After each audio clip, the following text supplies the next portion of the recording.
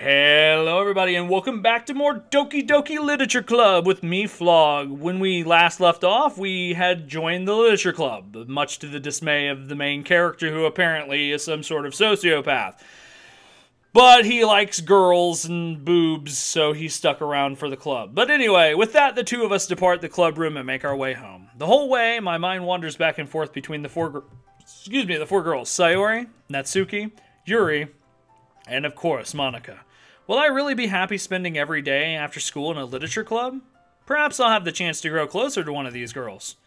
Alright, I'll just need to make the most of my circumstances, and I'm sure good fortune will find me. And I guess that starts with writing a poem tonight. Apparently I walked home with her, didn't think... Oh! What? Pick words you think your favorite club member will like. Something good might happen with whoever likes your poem the most. Okay, well, let's see. Who do I like the most? Ah, man, that is...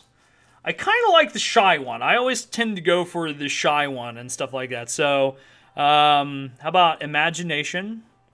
How about...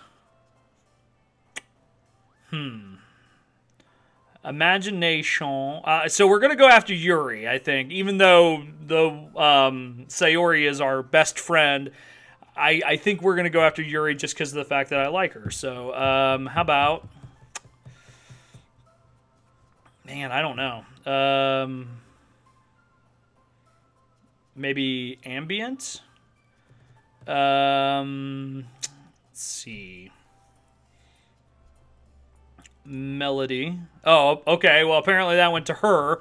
Contamination. Suicide. Ribbon, pink, rain cloud, flying, candy. God, suicide. Okay, apparently she's... Ooh, boy. Okay, determination. That'll work. Unstable. Ooh, philosophy. I know that she'll like philosophy. Daydream. Massacre. I just like I'm really hoping that the poem I write is some sort of crazy... I don't even know what that means, so we're gonna go with that. How about covet? I'm picking all the right ones. Tenacious. Melancholy. Of course. Romance. Oh, shit, I went the wrong one there. Man, what would be her thing here? Music. Nah, damn it. Disaster. Man, she really is into, like, crazy shit. Despise. Basically, like, anything, like, crazy she seems to really like. So, atone. Hopeless. How's that her? I'm very confused. After image. Sure. Memories. Oh, shit. Well, either way, I'm really excited to see... Hi again, Flog. Glad to see you didn't run away on us. Nah, don't worry. This might be a little strange for me, but at least I kept my word. Well, I'm back to the Literature Club.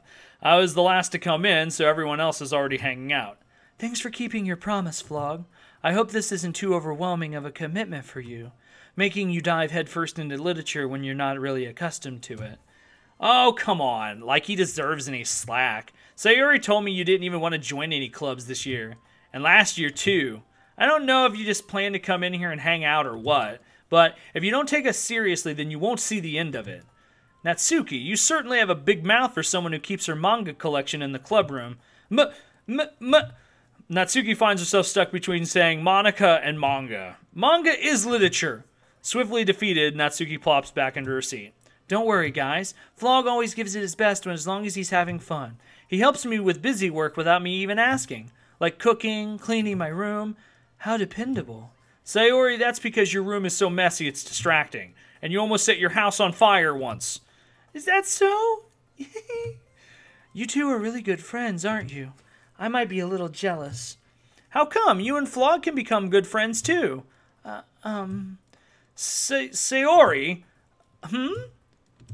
As usual, Sayori seems oblivious to the weird situation she just put me into.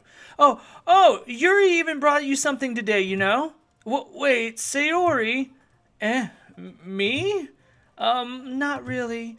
Don't be shy. It's really nothing. What is it? Never mind. Sayori made it sound like a big deal when it's really not. What do I do? I'm sorry, Yuri. I wasn't thinking. I guess that means it's up to me to rescue this situation. Hey, don't worry about it. First of all, I wasn't expecting anything in the first place, so any nice gesture from you is a pleasant surprise. It'll make me happy no matter what. Is that so? Yeah, I won't make a big deal of it if you don't want it to be. All right. Well, here. Yuri reaches into her bag and pulls out a book. I didn't want you to feel left out, so I picked out a book that I thought you might enjoy. It's a short read, so it should keep your attention even if you don't usually read. And we could, discuss it if you wanted. How is this girl accidentally being so cute? She even picked out a book she thinks I'll like despite me not reading much. Yuri, thank you. I'll definitely read this. I enthusiastically take the book. Whew. Well, you can read it at your own pace. I look forward to hearing what you think. Now that everyone's settled in, I expected Monica to kick off some scheduled activities for the club, but that doesn't seem to be the case. So Yuri and Monica are having a cheery conversation in the corner. Yuri's face is already buried in a book. I can't help but notice her intense expression, like she was waiting for this chance. Meanwhile, Natsuki is rummaging around the closet. I'm really curious to talk to Yuri a little bit more, but at the same time I would feel bad for distracting her from reading. I catch a glimpse of the cover of her book. Looks like the same book she lent to me. More than that, she seems to be on the first few pages. Crap. I think she noticed me looking at her. She sneaks another glance at me and our eyes meet for a split second. But that only makes her hide her face deeper into the book. Sorry, I was just spacing out. I mutter this, sensing I made her uncomfortable. Oh, it's fine. If I was focused, then I probably wouldn't have noticed that in the first place. But I'm just rereading a bit of this, so... That's the book you gave me, right? Mm-hmm. I wanted to reread some of it. Not for any particular reason. Just curious, how come you have 2 copies of the same book? Well, when I stopped at the bookstore yesterday... that's not what I meant. I mean, I just happened to buy 2 of them. Ah, I see. There's something fairly obvious here that Yuri isn't telling me, but I decided to let it go. I'll definitely start reading it soon. I'm glad to hear. Once it starts to pick up, you might have a hard time putting it down. It's a very engaging and relatable story. Is that so? What's it about, anyway? Well, Yuri closes the book and scans her eyes over the back. The book is titled Portrait of Markov. There's an ominous-looking eye symbol in the front cover. All right. I just wanted to make sure I didn't accidentally give anything away. Basically, it's about this girl in high school who moves in with her long-lost younger sister. But as soon as she does so, her life gets really strange. She gets targeted by these people who escaped from a human experiment prison. And while her life is in danger, she needs to desperately choose who to trust. This sounds like a fantastic book I would actually read. No matter what she does, she ends up destroying most of her relationships, and her life starts to fall apart. That's kind of dark, isn't it? Yuri made it sound like it was going to be a nice story, so that dark turn came from nowhere. Yuri gently giggles all of a sudden. Are you not a fan of that sort of thing, Flog? No, it's not that. I mean, I can definitely enjoy those kinds of stories, so don't worry. I hope so. Yeah, I totally forgot that Yuri is into these things. She's so shy and reclusive on the outside, but her mind seems to be completely different. It's just that those kinds of stories, they challenge you to look at life from a strange new perspective.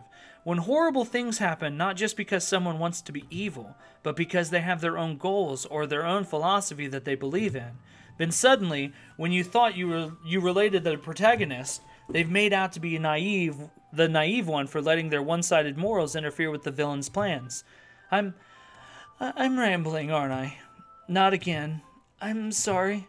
Hey, don't apologize. I haven't lost interest or anything. Well, I guess it's all right then, but I feel like I should let you know that I have this problem. When I let things like books and writing fill my thoughts, I kind of forget to pay attention to other people. So I'm sorry if I end up saying something strange.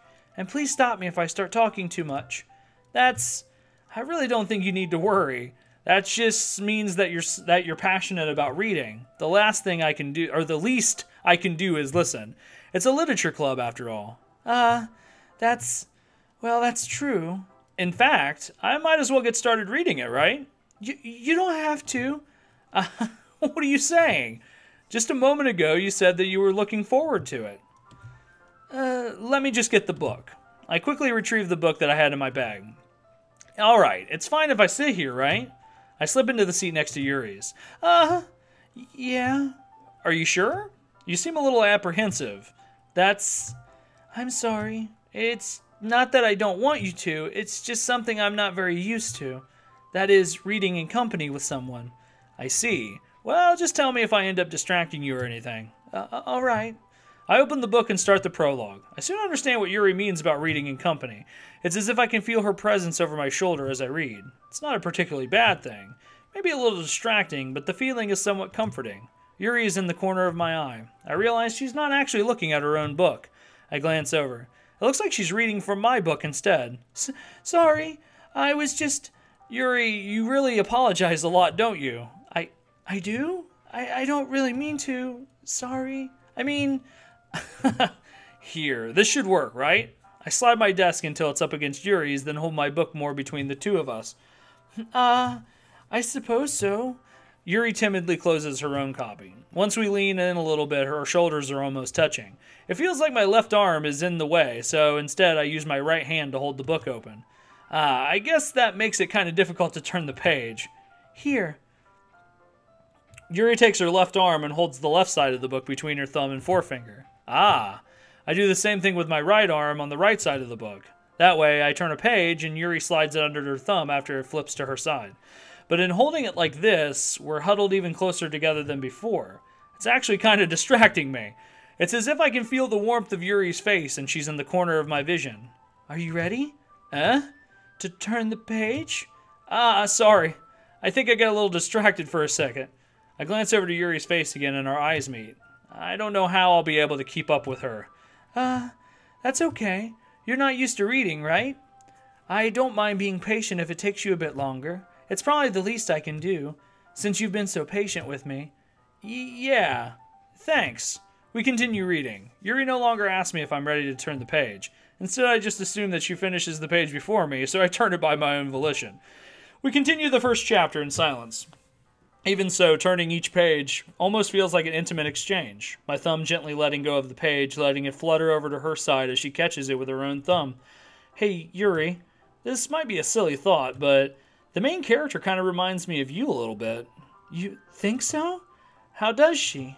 Well, I guess it's more blunt in a lot of ways, but she also second-guesses all the things that she says and does, like she's afraid she'll do something wrong. It's not like I can see into your head or anything, but they're kind of reminiscent of some of your mannerisms. I see. Yuri remains silent for a moment. But Flog, that's probably a terrible thing to have in common with her. That's so embarrassing that you think that. Well, wait. I didn't mean it in a bad way or anything. Sorry, I really didn't know you were self-conscious about that sort of thing. I guess I more meant that it's kind of cute. What are you saying all of a sudden? Okay, everyone. Okay, well, that was a distraction that was needed a couple of minutes ago. I think it's about time we share today's poems with each other. We might not have enough time if we wait too long. Yuri exhales, spared from finishing her thought. Is that all right, Yuri? You look kind of down. I'm sorry if you haven't been looking forward to this. It's not. It's fine. Yuri releases her hand from the book, causing it to close on top of my thumb. All right. I guess I'll do some more reading tonight. Or would you prefer I only read it with you? I guess I don't have too much of a preference either way. In that case, I'll read a little more tonight. It'll be fun to read with you after it picks up a bit, you know? That's a good reasoning. In that case, feel free to finish the first 2 chapters in your own time. All right. I stand up. I make a mental note of where I left off in the book and then slip it back into my bag. Or I could use something called a bookmark. You know, a little piece of paper that'll mark the fucking... God damn it. By the way, did you remember to write a poem last night? Yeah. My relaxation ends. I can't believe I agreed to do something so embarrassing. I couldn't really find much inspiration since I've never really done this before. Well, now that everyone's ready, why don't you find someone to share with? I can't wait! Sayori and Monica enthusiastically pull out their poems. Sayori's one is on a wrinkled sheet of loose leaf paper from a spiral notebook. On the other hand, Monica wrote hers in a composition notebook. I can already see Monica's pristine handwriting from where I sit. Natsuki and Yuri reluctantly comply as well, reaching into their bags. I do the same myself. All right, so now I get to pick who I show my poem to first. But anyway, I will do that in the next episode. Remember to hit that like button, comment, and of course subscribe, guys. And join me again for another episode of Doki Doki Literature Club. Are you gaming? Well, you should be. Hit that like button, comment, and of course subscribe. I'll see you in the next one. Oh, bye-bye.